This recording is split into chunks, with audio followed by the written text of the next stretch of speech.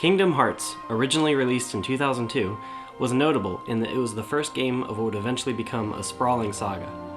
Of course, at the time, series director Tetsuya Nomura and the developers of the Kingdom Hearts project didn't intend for the game to become this staple in the RPG world. The music of Kingdom Hearts 1, whose original melodies were entirely composed by Yoko Shimomura, reflects this. It follows more of a traditional 2000s-era RPG game soundtrack route, with relevant thematic connections interspersed between related tracks, while other tracks, especially here in the first game, are more standalone, mood-setting pieces. In future titles, there are more intricate connections than those present in Kingdom Hearts 1, but with that said, there are still many families of musical fragments shared between the tracks composed for this game. The music in the Kingdom Hearts games is easiest to break down into 4 categories: field themes and battle themes, typically a pair for each world, event themes, and character themes. Aside from these main 4, there are often other miscellaneous, what I'd call cutscene-specific pieces in the soundtrack for single-use atmospheric purposes that usually don't share musical material with anything else. Fellow analyst Doc Nano uses the term Orphan tracks to describe pieces with completely unique material in his Final Fantasy VII OST analysis, and I'll do the same. Although some of the tracks I'll label Orphan are used in a specific way in Kingdom Hearts 1, these tracks and the events they were composed for typically aren't carried over into other entries of the series, so I won't spend too much time discussing these tracks when we get to them. KH1 also features several tracks that I omitted creating a motif family for, since they aren't different tracks, just different versions, and usually faster arrangements of the same melody. The different arrangements are usually done in service to a minigame or some otherwise thematically consistent element of the gameplay. I've specified these tracks in the comments column of the KH1 OST spreadsheet added to this video's description. These include tracks like Deep Jungle and Holy Bananas,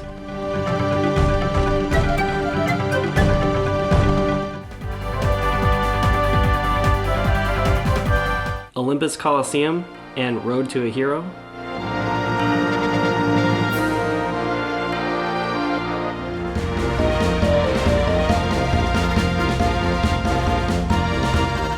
This is Halloween and This is Halloween Guillotine Gate, which was not included in the original soundtrack release.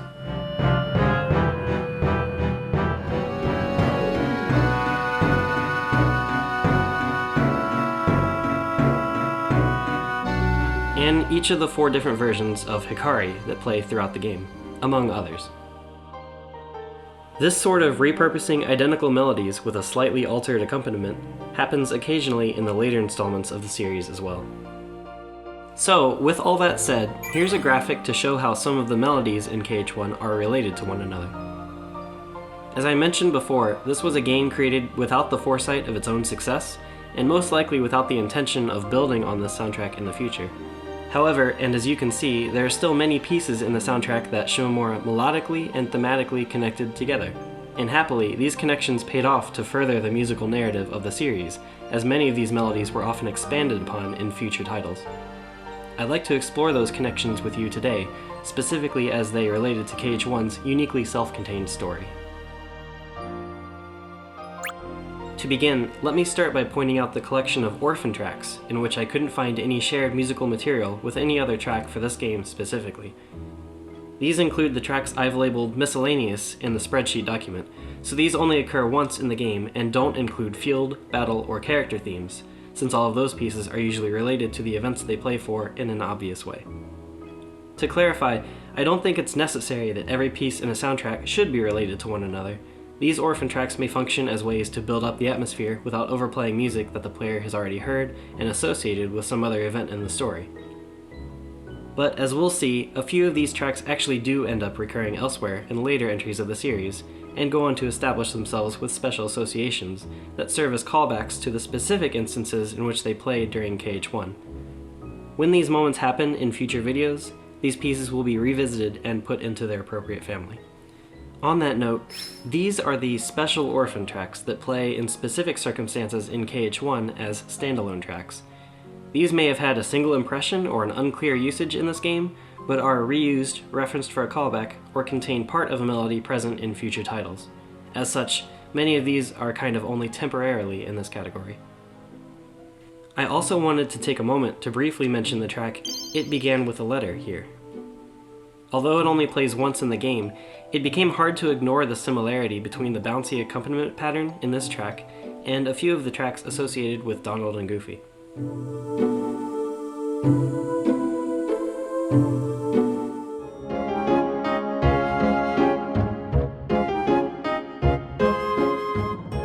There's also a very slight nod to what sounds like Kairi's theme near the end of the track.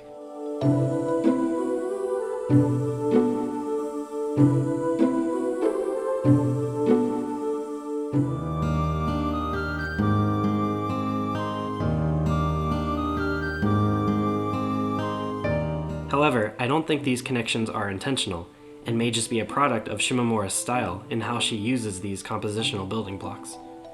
If intentional, the connection to Donald and Goofy is obvious, since the track plays when these two are recruited to search for Mickey. But in the case with the connection to Kairi, Shimomura's frequent use of an ascending 4-note phrase can also be heard in the totally unconnected Night of Fate,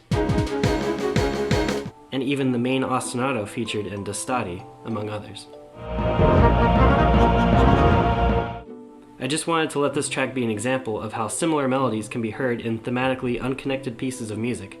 And again, I've omitted linking together tracks like this that I believe have only coincidental or tenuous connections to other pieces in the soundtrack. Now, of the KH1 tracks that have been grouped into families, you may notice one of Shimomura's favorite ways to compose, creating one larger work, then breaking the larger piece into smaller individual compositions for more specific purposes. Additionally, another common and related technique she seems to employ is combining many smaller melodies into cutscene medleys. For example, Always on My Mind itself is the final original track in the game, playing just before the end credits. It's a medley of smaller themes that had been introduced previously. The title track, Dearly Beloved,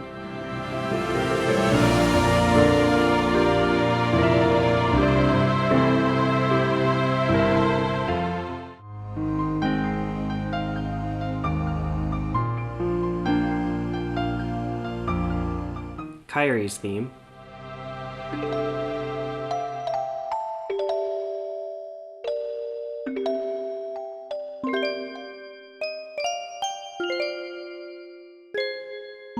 and an original melody that becomes integrated with every titular Dearly Beloved from this chronological point in the series onward.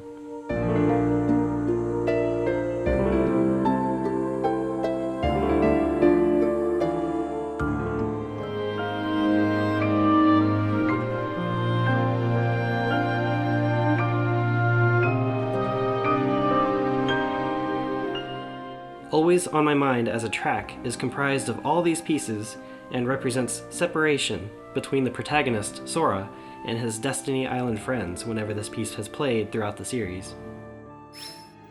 Similarly to how Always on My Mind is a medley of melodies heard throughout the game, the track Where Is This that plays while Donald and Goofy note the stars disappearing above Traverse Town is also made up of many smaller compositions.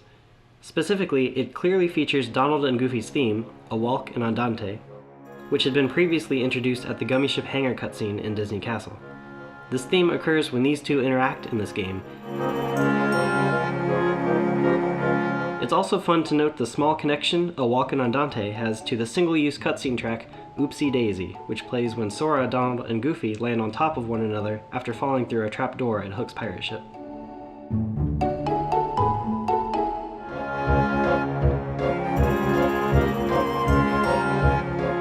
Also with a notable presence in Where Is This is a connection to many of the darkness-related themes in KH1.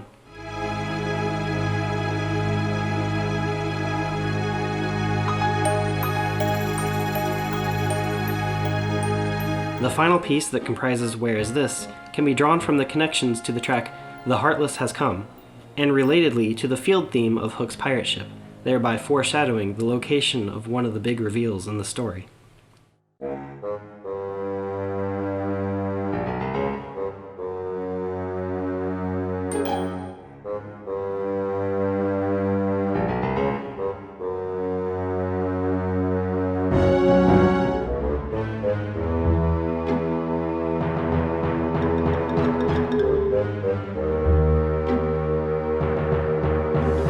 From here, I'd like to move on to a few of the more significant families that can be grouped together. The Gummi Ship family contains the motif shared by all the tracks in KH1 relating to gummy ships and space travel. As you would expect, the main melody that plays while traveling between worlds is shared between the three versions of Blast Away, a track which becomes progressively more grave as the player furthers their progress in the game.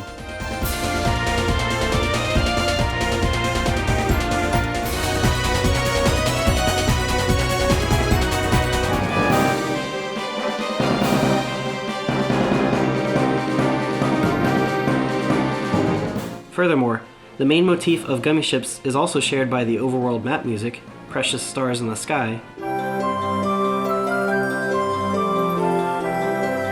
as well as the Gummi Ship construction music, Shipmeister's Humoresque.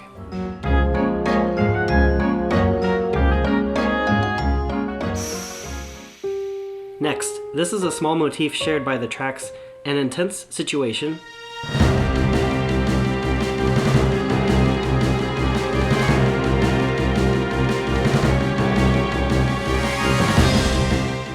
Captain Hook's pirate ship,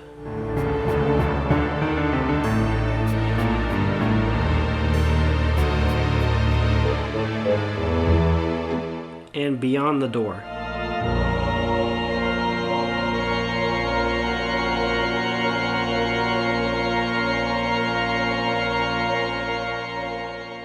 I've called this family the Bigger Picture group because themes that share this motif seem to occur during significantly pivotal moments in the story.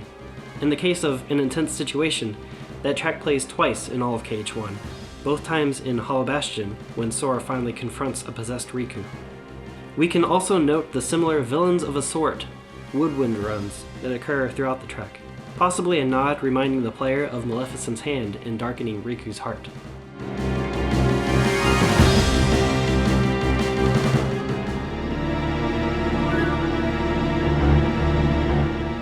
This bigger picture motif is also present in the field theme Captain Hook's pirate ship. And of course, this is the moment in the game when Riku reveals Kairi's lifeless body to Sora and tells him he's embraced darkness in an effort to save her. In the case of Beyond the Door, this track plays just as Ansem is obliterated by the light of Kingdom Hearts at the end of the game. Note the heavy use of organ in this track. To go a little outside the scope of this video, I think this track does a lot to foreshadow the general soundscape of the sequel game, Chain of Memories, considering it's one of the last tracks the player hears in this game. Moving on, as I mentioned previously, The Heartless Has Come is a medley of smaller themes, and contained within this track is this bass pattern that's also present in a Heartless and non-Disney character boss battle theme, Shrouding Dark Cloud.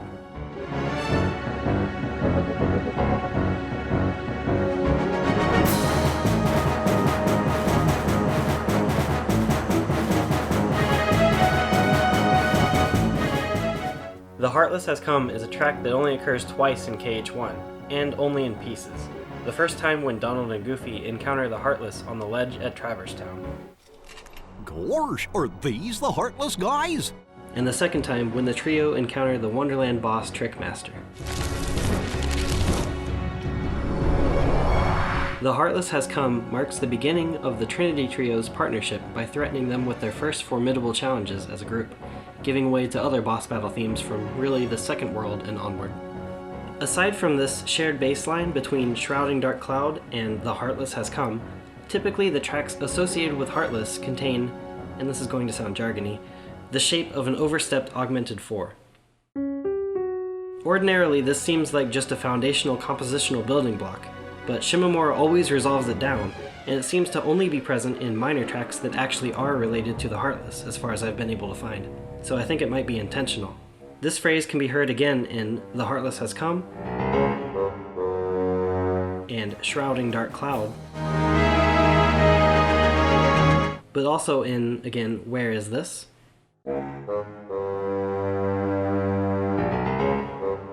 Squirming Evil,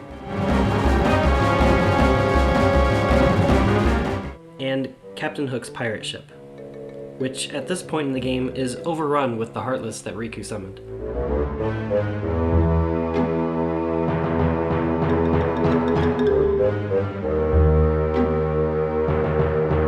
It might be worth mentioning that I'd consider the tracks in the bigger picture group to be variants of this augmented pattern, with extra steps. It's not an exact match, so I won't make a direct comparison, but I think the intent and execution is similar and noteworthy. Darkness is a broad concept that has many themes throughout the series, but in Kingdom Hearts 1, what I'll label as the darkness motif is a short 3-note phrase we can hear most clearly in tracks like Strange Whispers, which plays most prominently during scenes where robed Ansem speaks.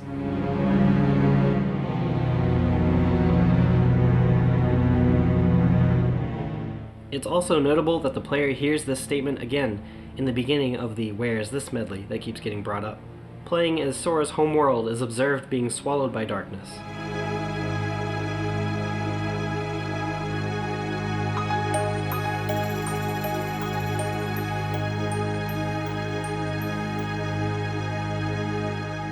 This same phrase made its entrance in the ever-influential track Dive Into the Heart, Destati, and is present in many of Destati's lesser themes.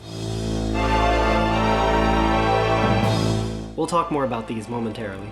In addition, I'd argue that this musical statement of darkness is present as an element in the antagonist Ansem's primary battle theme, Forze del Male.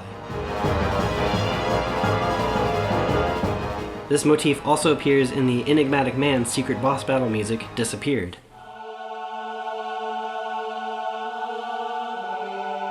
A Final Mix exclusive track which, if intentional, would further cement the mysterious connection between this unknown figure, who we later learn is Xemnas, and Ansem, Seeker of Darkness. The connection between these two tracks is further grounded by a second, more substantial motif in what I'll call the Ansem family.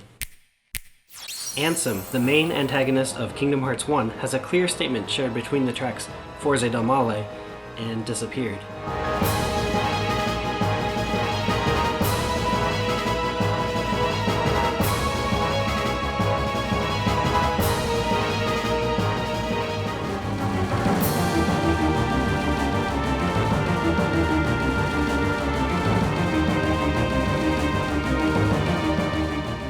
In a way similar to the Augmented 4 phrase in the Heartless tracks, it may be interesting to note that many of the battle tracks the player hears when facing Ansem-related events are slightly elevated. There's an abundance of Augmented 5 shapes, as opposed to the Heartless Augmented 4 shapes.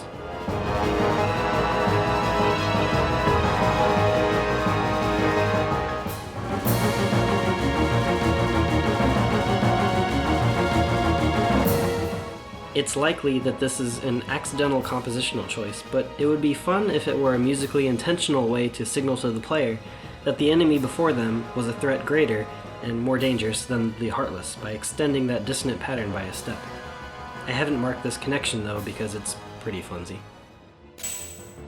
Additionally, it's interesting that many of the Destati-related pieces, one example being Guardando nel Buio, the battle music for Final Ansem's World of Chaos, has an extended phrase that is also rhythmically similar to a phrase in Ansem's primary battle theme, Forze del Male.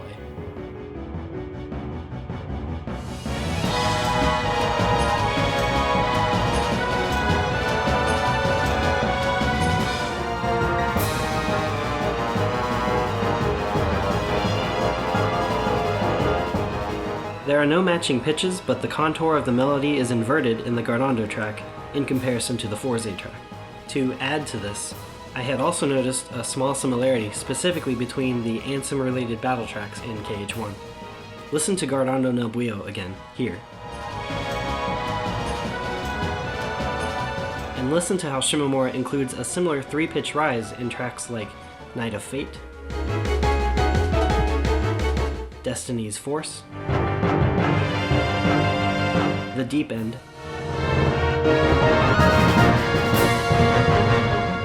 and Forze del Male.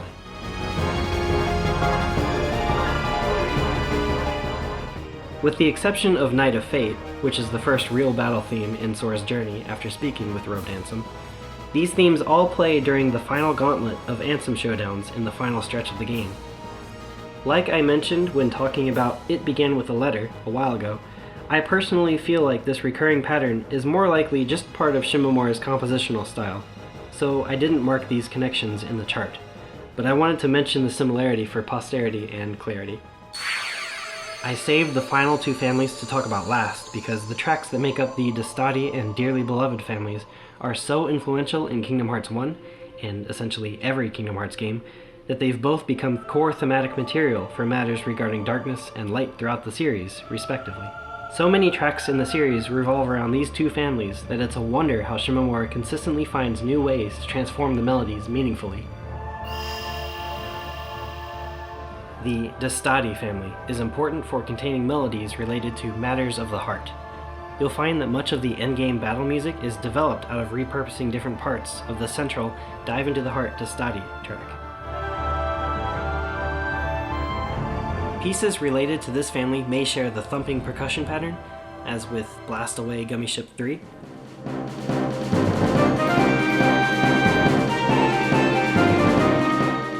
Which is played to signal the player's approach to the final world in the game.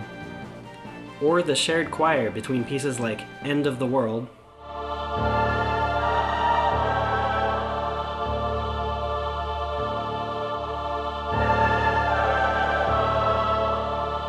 and Guardando nel Buio.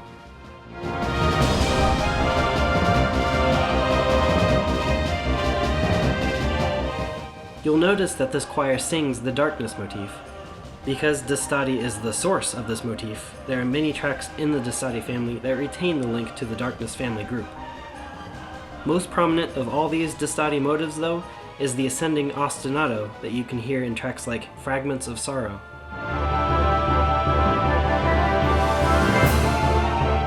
And even the post-credits secret movie track, Another Side. A hugely important piece for the series whose legacy we'll talk about in a future video.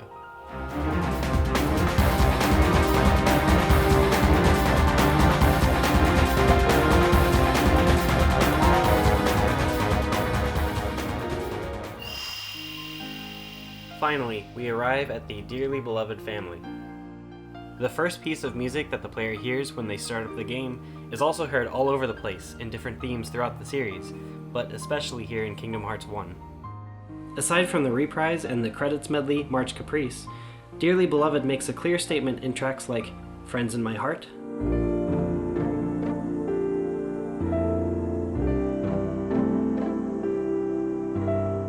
which plays in a few specific scenes as Sora remembers his bonds with his friends, the endgame medley Always on My Mind,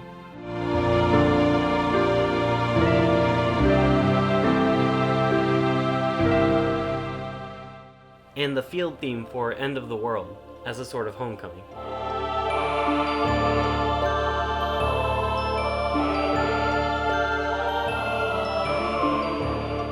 We can also hear a small variation in the track Miracle, which plays twice, but most notably as Sora is revived from being a Shadow Heartless by Kairi's light.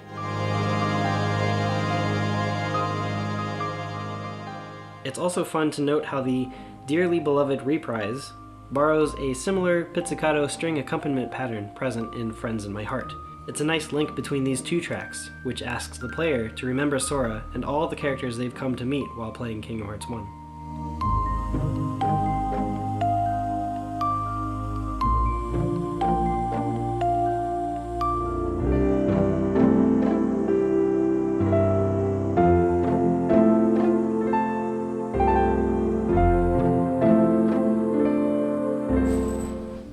Kingdom Hearts 1 had many melodies that were related to one another to form these families of shared musical material.